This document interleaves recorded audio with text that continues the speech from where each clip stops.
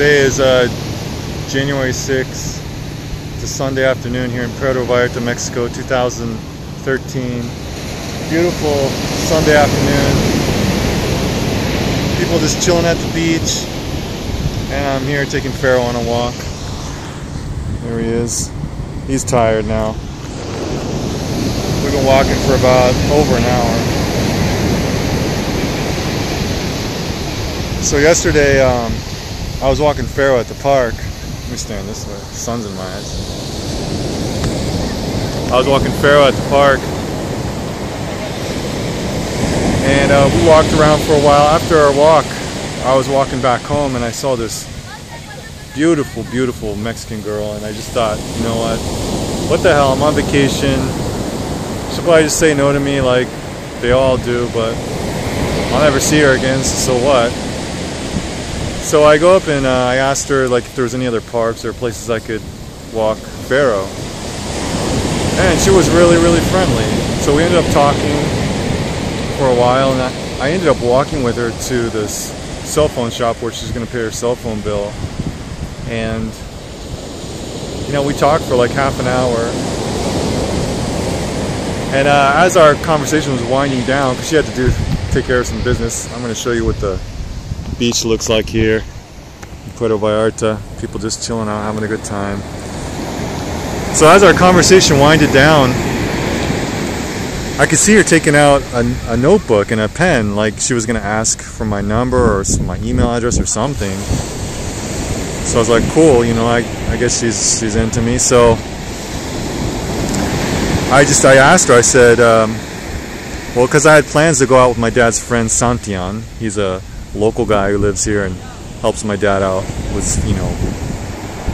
it's kind of basically the connection between the Mexican world and his world, which is his own little bubble of retirement. But yeah, so we had made plans to go out to this little Mexican town way outside of Puerto Vallarta, where he said they have like the best tamales, and we could also eat gorditas, tostadas, all this good Mexican stuff. So I'd already made plans with him to go to this place, so I asked this girl if she'd like to come with us, and she said sure, I would like to go. And so we made plans, and we decided to meet up later. So we decided to meet up at 5 o'clock, and 5 o'clock came, and I got dressed up, not really dressed up, but just kind of looking nice, whatever. And I went down to the supermarket where we were supposed to meet, and I waited for her, and she didn't show up. I waited for like 20 minutes and she didn't show up. And I was like, wasn't surprised, you know, because I was like, I know girls, they change their minds every 15 minutes. Who knows what was going on with her. But I gave her a call anyways. And poor Pharaoh, I gotta get him in the shade soon. But she's like, oh, I'm running late, you know, there's lots of traffic, stuff like that.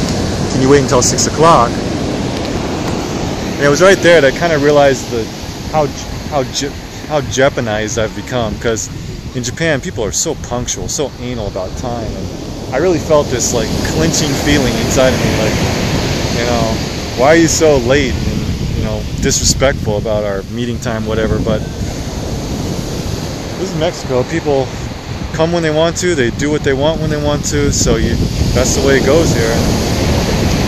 I was like, fine, I'll wait till 6, but if she's like late for that appointment, I'm gone, I'm out of here. So 6 o'clock comes and she shows up. And we get in the back of Santian's truck.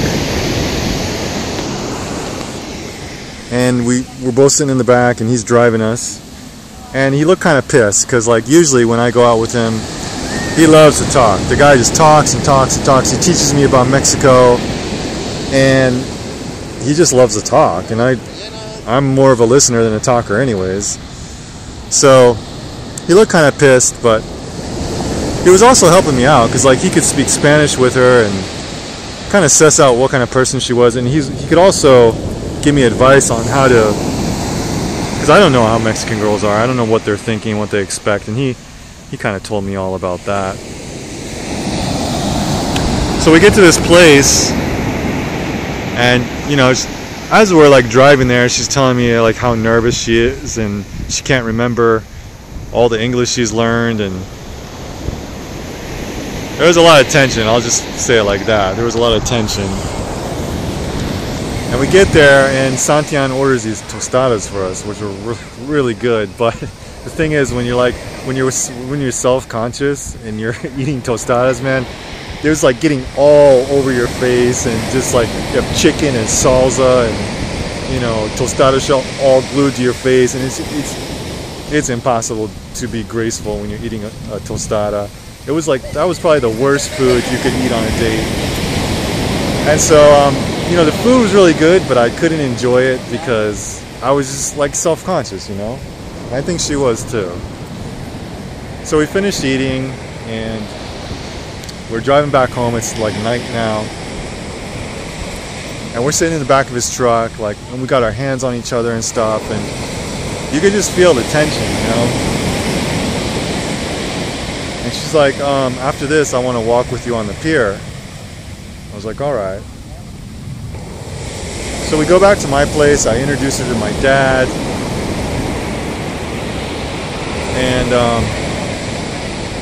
Santian took me to the, you know, he took me to the back of the house or whatever, and he's like, yeah, you know, just go out with her. You know, her last bus is at 11 o'clock. Just make sure she misses her bus, and then take her to a hotel, and then you know, after you guys finish up there, just give her like, you know, 400 pesos for cab fare. That's in quotes, because the cab fare would only cost about 100 pesos. And I'm like, man, I don't want to pay for sex, you know, like that's, I don't know, I don't like that. That's not what I do. And I said, do you think she's that kind of girl? And he said, well, he said, every girl has her story. So what I decided to do is just go by my own instincts, and I walked with her on the pier. It was kind of cool out, and I just got to know her, and I decided that I wasn't gonna, you know, I mean, I paid for dinner, but I wasn't gonna like go out and pay for drinks and, you know, basically pay for sex. I mean, that's not what I wanted to do. I was just happy to have a friend. And I talked to her, and we ended up staying out until like probably 1 o'clock. And even at 1 o'clock, she wanted to hang out with me some more. Well, I'll just put it this way. I could have closed the deal, but I was too tired. I'm not young anymore, you know.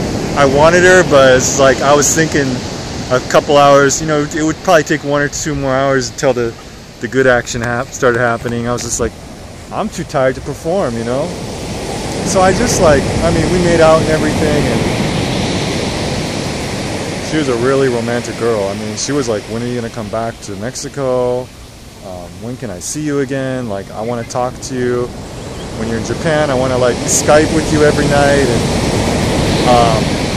I mean, she was like asking me to be her boyfriend, and she was like really intense. So I was just exhausted, and I decided to call it a night. We made out, and then I got her a cab, and she took off. And I woke up this morning freaking exhausted. Not physically exhausted, but mentally exhausted, because she was just so intense. Very nice girl, but she was definitely trying to hook herself a boyfriend or a husband, and I was just like, I'm not there. Or maybe she wasn't the one, but she was hot, definitely hot, but not, I don't know, not looking for a wife. But I guess I'll go see her tonight. She showed me where she works, and she asked me to come by and see her at her work. Anyway, that's my little story. First date with a Mexican girl in Mexico. Come on, Pharaoh, let's go. I know you're hot, buddy.